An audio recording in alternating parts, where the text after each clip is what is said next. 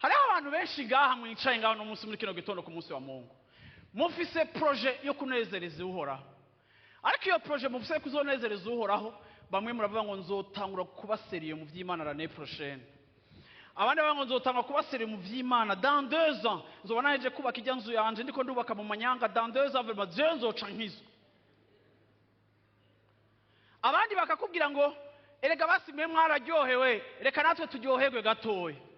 Ntitwaryohewe, twarahomvye, twarashaje, twarishe pumo zacu n'ivyo twakonsomye, twaratakaza imyaka yo kubaho neza, ntitwaryohewe.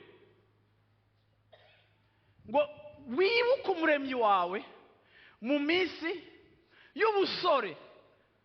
Bantu b'Imana nimugaprojete kuzogororoka mushaje. Yo nimukagira umugambi wo kuzokunda Imana mushaje.